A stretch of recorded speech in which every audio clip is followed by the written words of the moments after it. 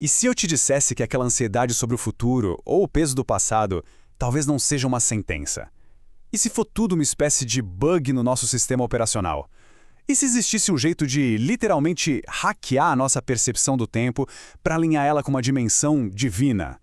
Pois é, essa é a promessa super audaciosa do livro Hackeando o Tempo de Deus, que faz uma ponte entre sabedoria bíblica e ciência de ponta para nos dar as chaves do nosso próprio destino.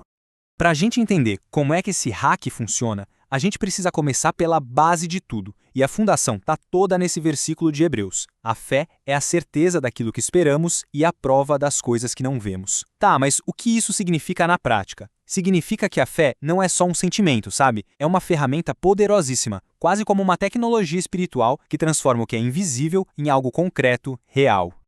Então, o que tem exatamente nesse kit de ferramentas espirituais? Bom, a gente vai explorar 5 chaves que o livro apresenta. Primeiro, vamos ver como ter uma nova percepção do tempo. Depois, como reprogramar a nossa mente. Em seguida, a gente mergulha no poder criativo das palavras. A quarta chave é sobre dar um novo significado para o passado e para o futuro. E por fim, a gente junta tudo isso no que o livro chama de a síntese da transformação.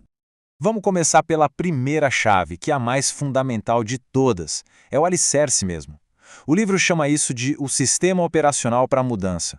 E tudo começa com uma ideia que, olha, pode virar o nosso mundo de cabeça para baixo. A distinção principal do livro está bem visual aqui. Pensa assim, de um lado tem o tempo como a gente conhece, né? Uma linha horizontal que deixa a gente preso entre o que já passou e o que ainda vai vir e isso, nossa, gera uma ansiedade. Agora do outro lado tem o tempo divino, uma linha vertical. É um agora eterno, contínuo, onde tudo, absolutamente tudo é possível. O primeiro passo para a transformação é justamente aprender a sair dessa linha horizontal e acessar a vertical. Ok, uma vez que a gente entende essa nova forma de ver o tempo, como é que a gente traz isso para a prática? É aí que entra a primeira ferramenta do nosso kit, a reprogramação da nossa mentalidade. E olha, esse conceito não tem nada de novo, ele está lá, bem ancorado em Romanos 12.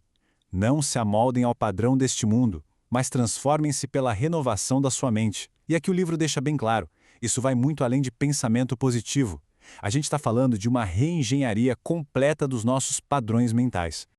E como é que isso funciona no dia a dia? O livro propõe um processo de 3 passos, que combina princípios bíblicos com técnicas que lembram muito a PNL, a Programação Neurolinguística, que basicamente estuda como a nossa linguagem afeta o cérebro. Primeiro passo, identificar os padrões destrutivos, aqueles pensamentos de medo, de dúvida. Segundo, substituir ativamente esses padrões pelas verdades e promessas da Bíblia. E terceiro, e isso aqui é crucial, usar a imaginação focada para visualizar essas promessas como se elas já tivessem acontecido. É um verdadeiro treino para alinhar nossa mente com a realidade espiritual.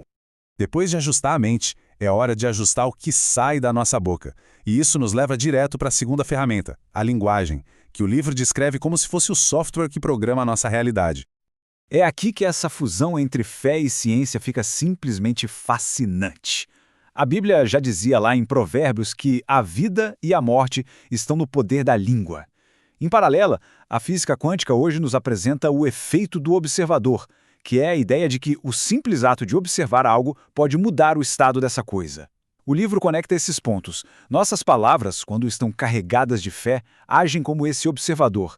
Elas pegam aquele mar de infinitas possibilidades espirituais e, pá, colapsam uma delas na nossa realidade material. Incrível, né?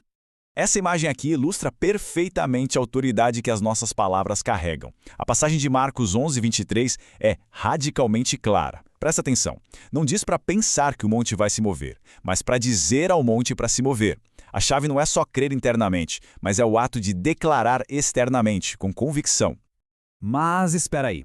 De que adianta ter uma mente renovada e palavras poderosas se a gente ainda está preso nas correntes do passado, né? É por isso que a terceira ferramenta é tão crucial: a atualização da nossa identidade. O ponto de partida para essa libertação toda é essa promessa radical de 2 Coríntios 5,17. Portanto, se alguém está em Cristo, é nova criação.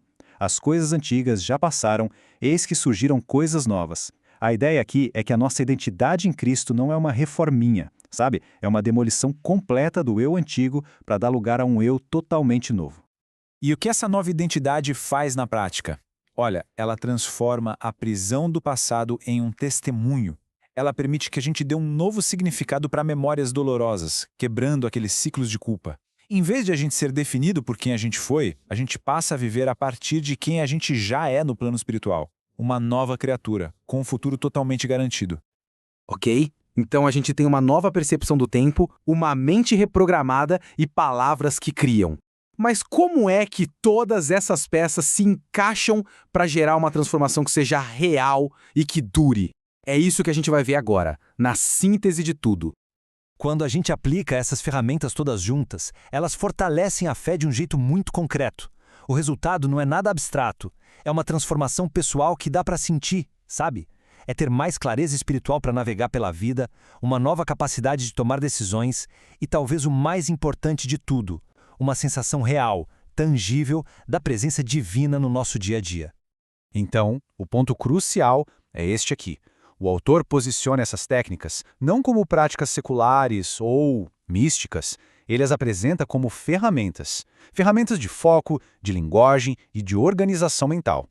Elas foram projetadas para amplificar a experiência espiritual, ajudando a gente a internalizar e viver as promessas bíblicas de forma mais eficaz, sem conflitar com os pilares da fé cristã.